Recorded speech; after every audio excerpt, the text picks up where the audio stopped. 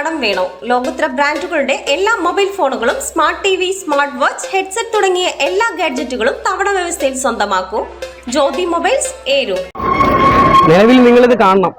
14 വർഷമായി ഭിന്നശേഷി കുട്ടികൾക്കായി നിർമ്മിച്ച ഒരു കെട്ടിടമാണ് ഇന്ന് ഈ അവസ്ഥയിൽ നിൽക്കുന്നത്. നോക്കൂ, കട്ടിളകളായാലും മെറ്റീരിയൽസ് ആയാലും ഏറ്റവും ക്വാളിറ്റി കുറഞ്ഞ മെറ്റീരിയൽസ് കൊണ്ടാണ് ഇത് പണി കഴിപ്പിച്ചിരിക്കുന്നത്.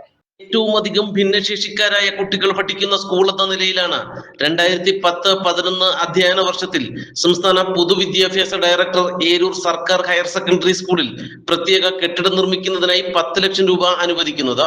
ഇതനുസരിച്ച് അന്നത്തെ PTA കൂടുകയും ഏരൂർ ആലഞ്ചേരി സ്വദേശിയായ KP രാജു എന്നയാൾക്ക് കരാർ നൽകുകയും ചെയ്തു. അന്നത്തെ PTA പ്രസിഡന്റും ഇന്നത്തെ ഏരൂർ ഗ്രാമപഞ്ചായത്ത് അംഗവുമായ PS സുമൻ, അന്നത്തെ HM MR ഉഷാദേവി എന്നിവർ ചേർന്ന് KP രാജുവുമായി ഉണ്ടാക്കിയ കരാർ പ്രകാരം 6 മാസത്തിനകം നിർമ്മാണം പൂർത്തീകരിക്കണമെന്ന വ്യവസ്ഥയിലായിരുന്നു നിർമ്മാണം ആരംഭിച്ചത്. എന്നാൽ നിർമ്മാണം ആരംഭിച്ച് 14 വർഷം പിന്നിടുമ്പോൾ കെട്ടിട നിർമ്മാണം പൂർത്തീകരിച്ചില്ല എന്ന് മാത്രമല്ല, ഉപയോഗിച്ച തടിയും മറ്റു സാധനങ്ങൾ ഉൾപ്പെടെയുള്ളവയൊന്നും ഉപയോഗയോഗ്യമല്ലെന്നുമാണ് കണ്ടെത്തൽ. കെട്ടിടം ഇപ്പോൾ കുട്ടികൾക്ക് അപകട ഭീഷണി ഉയർത്തുകയാണ്. കരാറുകാരനോട് നിരവധി തവണ കെട്ടിട നിർമ്മാണം പൂർത്തീകരിക്കണമെന്ന് ആവശ്യപ്പെട്ടിട്ടും യാതൊരുവിധ നടപടിയുമില്ല. പകുതി പ്രവൃത്തികൾ പോലും പൂർത്തീകരിക്കാത്ത കെട്ടിടത്തിനായി കരാറുകാരൻ വാങ്ങിയത് 9 ലക്ഷം രൂപയാണ്.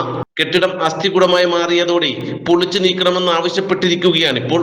കെട്ടിട നിർമ്മാണത്തിൽ അഴിമതിയും ഒത്തുകളിയും ആരോപിച്ചുള്ള പരാതിയിൽ വിദ്യാഭ്യാസ വകുപ്പിന്റെ അന്വേഷണത്തിന് പുറമെ സംസ്ഥാന വിജിലൻസും അന്വേഷണം നടത്തി വരികയാണ്.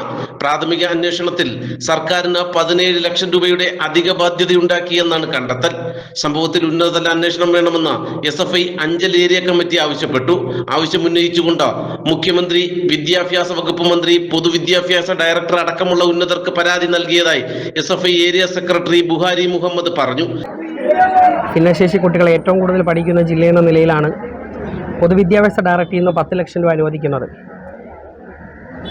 ഭിന്നശേഷി കുട്ടികൾ ഏറ്റവും കൂടുതൽ പഠിക്കുന്ന ഏരൂർ സ്കൂളിൽ അന്ന് ഭിന്നശേഷി കുട്ടികൾക്ക് പ്രത്യേകതരമായ ക്ലാസ്സോ റൂമുകളോ ഒന്നുമില്ലായിരുന്നു. അതുമായി ബന്ധപ്പെട്ടുകൊണ്ട് ഏറ്റവും കൂടുതൽ വിദ്യാർത്ഥികൾ പഠിക്കുന്ന നിലയിൽ അവർക്കൊരു റൂമും ഒരു ബിൽഡിങ്ങും അവർക്കൊരു പ്രത്യേക അധ്യാപകനും എന്ന നിലയിൽ പൊതുവിദ്യാഭ്യാസ ഡയറക്ടറിൽ നിന്ന് 10 ലക്ഷം രൂപ അനുവദിക്കുകയുണ്ടായി. എന്നാൽ അന്നത്തെ ഹെഡ് മാസ്റ്ററും PTA പ്രസിഡന്റുമായ PS സുമനും ചേർന്ന് കരാറുകാരനായ KP രാജു എന്ന് പറയുന്ന വ്യക്തിക്ക് ബിൽഡിംഗ് പണിയാൻ വേണ്ടി കരാറ് കൊടുക്കുകയുണ്ടായി.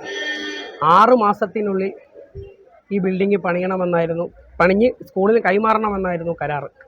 എന്നാൽ 10 ലക്ഷത്തിൽ 9 ലക്ഷം രൂപയും കൈപ്പറ്റുകയും നാളിതുവരെയായി ഈ കാണുന്ന ബിൽഡിംഗ്, നമ്മളെ പുറകെ കാണുന്ന ഈ ബിൽഡിംഗ് ഇത് കണക്ക് തന്നെ നിർത്തിക്കൊണ്ടാണ് പുള്ളി കളയുകയും ചെയ്തു. ഇതുമായി ബന്ധപ്പെട്ടുകൊണ്ട് രക്ഷിതാക്കളും സമൂഹത്തിൽ നാനാഭാഗത്തു നിന്നുള്ള വ്യക്തികളിൽ നിന്ന് പരാതികളും പ്രതിഷേധങ്ങളും വരികയുണ്ടായി. ഇതുമായി ബന്ധപ്പെട്ട് ഡിപ്പാർട്ട്മെൻറ്റ് തലത്തിലും വിജിലൻസ് തലത്തിലും അന്വേഷണം വരികയും 17 ലക്ഷം രൂപയുടെ നഷ്ടം സർക്കാരിന് ഉണ്ടാകുകയും ചെയ്തു എന്നാണ് വിജിലൻസ് റിപ്പോർട്ട് വന്നിരിക്കുന്നത്. കെട്ടിട നിർമ്മാണത്തിൽ അഴിമതിയിലൂടെ 17 ലക്ഷത്തോളം രൂപ ബാധ്യത കണ്ടെത്തിയ സാഹചര്യത്തിൽ കരാറുകാരൻ ഉൾപ്പെടെയുള്ളവർക്കെതിരെ ശക്തമായ നടപടി വേണമെന്നും ഇല്ലാത്തപക്ഷം പ്രക്ഷോഭം സംഘടിപ്പിക്കുമെന്നും SFI നേതൃത്വം വ്യക്തമാക്കി. നാട്ടുവാർത്ത, ഏരൂർ.